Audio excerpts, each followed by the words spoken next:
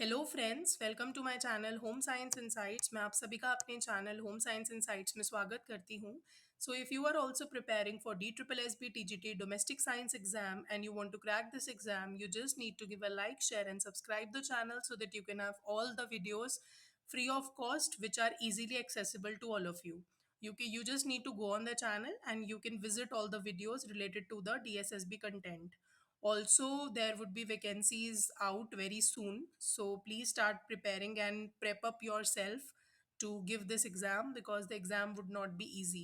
So let's quickly move to today's class, which I have recorded for all of you. Today's class would be related to teaching methodology. The most important 10 questions would be discussed. So let's quickly watch the video. Question number 1. How many types of drama methodologies are adopted by teachers depending upon the class, the competence of the teacher and the content that is being taught? तो question है कि कितने type का drama methodology होती हैं जो teachers ने adopt किया है, और वो डिपेंड करता है क्लास के ऊपर, कॉम्पिटेंस मतलब आपका स्किल क्या है टीचर का, and the content that is being taught. इसमें 3 C's की बात हो रही है, class, competence of the teacher and the content. Content is basically what she is going to taught you in the class. Option number 1, 2, 4, 1, 3. So the correct answer is 2. Always remember there are 2 types of drama methodologies that are adopted by the teachers. Let's quickly move to question number 2. Which type of teaching occurs when students take turns leading the class discussion? कौन से type की teaching की बात हो रही है यहाँ पे जब स्टूडेंट्स टर्न लेते हैं और क्लास डिस्कशन तक चीजें पहुंच जाती हैं? Option number 1 cooperative learning, option 2 group learning, option 3 analogical teaching, option number 4 is reciprocal teaching. The correct answer is option number 4 reciprocal teaching. So reciprocal teaching के अंदर क्या होता है, जब स्टूडेंट्स निकल कर आते हैं और क्लास डिस्कशन में पार्टिसिपेट करते हैं। इट्स लाइक रेसिप्रोकेटिंग, टीचर जो पढ़ा रहा है वो बच्चे रेसिप्रोकेट कर रहे हैं उसको आंसर की फॉर्म में। Let's quickly move to question number 3. A recipe that tells us how to prepare a particular cuisine item. Name this type of context of text. Basically आपको बताना है कैसी रेसिपी है खाने बनाने की जिससे कि आपको प्रिपेयर करना है कोई पर्टिकुलर क्यूजीन आइटम। आपको कोई पर्टिकुलर क्यूजीन दिया गया है, मुगलई हो गया या फिर कोरियन हो गया या जापानीज हो गया। सो आपको एक बेसिकली क्यूजीन प्रिपेयर करना है। सो आपको बताना है कि उसमें कौन सा टाइप का टेक्स्ट होता है। Option number 1 instructive text, option 2 persuasive text, option 3 reflexive text, option number 4 है informative text. The correct answer is instructive text. Basically always remember, जब भी हम रेसिपी बनाते हैं तो हम अलग अलग तरीके की क्यूजीन के बारे में एक इंस्ट्रक्शन देते हैं, राइट? तो वही टेक्स्ट होता है जिसमें इंस्ट्रक्शंस दी जा रही हैं रेसिपी बनाने की। Let's quickly move to the question number 4. Whose requirement, किसकी रिक्वायरमेंट फुलफिल होती हैं by the grant given to the temple? मंदिर में ग्रांट्स दिए गए हैं, उससे किसकी रिक्वायरमेंट फुलफिल होती है? And they use to spend their time in worship of god by singing and dancing of the god. Basically ऐसा बताना है आपको कि किसकी रिक्वायरमेंट फुलफिल होती है अगर हमने पैसे दिए हैं मंदिरों में, टेम्पल्स में, और वहां पे हम बहुत सारा टाइम स्पेंड करते हैं भगवान जी की पूजा करने में, प्लस उनके लिए गीत गाने में और डांस करने में। Let's quickly move to the options. Unmarried women, widow, devadasis या spinster? The correct answer is devadasi. Always remember कि उन्हें देवदासीज कहा जाता है जो अपने आप को डिवोट कर देते हैं वर्शिप ऑफ गॉड में, प्लस वो सिंगिंग एंड डांसिंग करिकुलर भी वहां पे परफॉर्म किया जाता है। Let's quickly move to question number 5. Which theory states that each person has a unique frame of reference which develops out of his experiences with the environment? आपको बताना है कि कौन सी थियोरी है जो आपको बताती है कि हर पर्सन, ईच पर्सन जो है उसका एक यूनिक फ्रेम ऑफ रेफरेंस है, विच डेवलप्स, जो उस डेवलप किससे हुआ है, जो उसके एक्सपीरियंसेस है एनवायरमेंट के साथ उससे उसका डेवलप हुआ है फ्रेमवर्क। तो कौन सी थियोरी है जो बताती है? ऑप्शन नंबर 1 है constitutional approach, option 2 humanistic approach, option 3 life span approach, option number 4 है trait approach. The correct answer is humanistic approach. Human beings जो है वो अपने एक्सपीरियंसेस से डेवलप होते हैं। Let's quickly move to question number 6.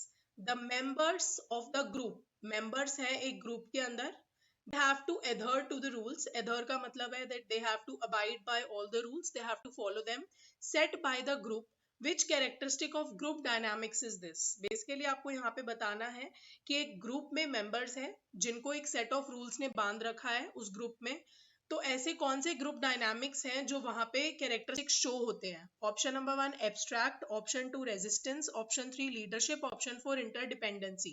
The correct answer is abstract. So abstract जो है वो ग्रुप डायनामिक्स वहां पर फॉलो की जाती है। Let's quickly move to question number 7। Which disorder among the following is characterized by shifts in mood?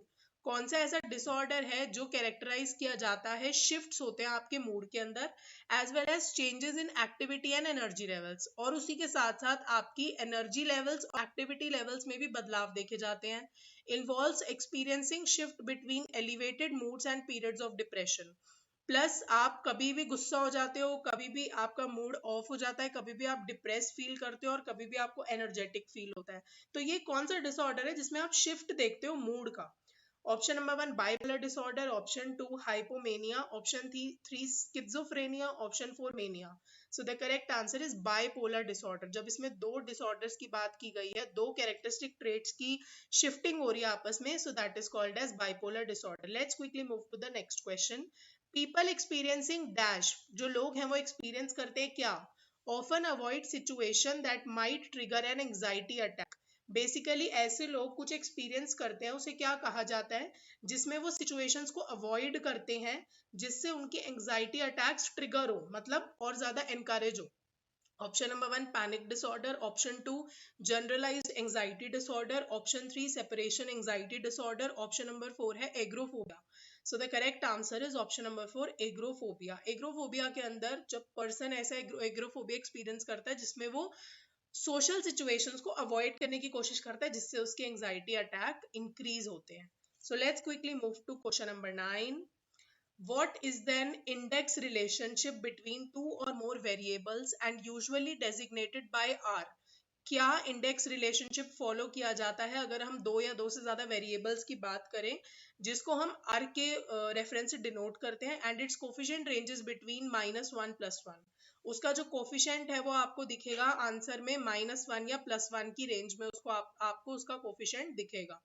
So let's quickly move to the options. Coefficient of standard deviation, coefficient of median, coefficient of mean, coefficient of correlation. The correct answer is coefficient of correlation.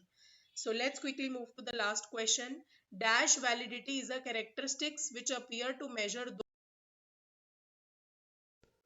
Short to be measured. Basically कौन सी ऐसी validity होती है जिसके अंदर आपको ऐसे characteristics दिखते हैं जो अपीयर होते हैं मेजर करने के टाइम पे, जिनको हम सॉर्ट करने के लिए अलग अलग सॉर्टिंग कर देते हैं ताकि हम उन्हें मेजर कर सकें। ऑप्शन नंबर 1 है predictive, option 2 content, option 3 face, option 4 simple. The correct answer is face. So face validity के अंदर हम ऐसे कैरेक्टरिस्टिक्स दिखते हैं जिससे बेसिकली हम मेजर कर सकते हैं जो हमें मेजर करना है। सो face validity is a correct answer. That's all for today. Welcome back, friends. I hope you liked today's session and it would be a fruitful session for all of you. So, please quickly subscribe the channel so that we can have a lot more subscribers and people can actually view this channel and reach to the videos which are very important. So, okay, we will meet in the next video. Till then, take care. Okay, bye bye.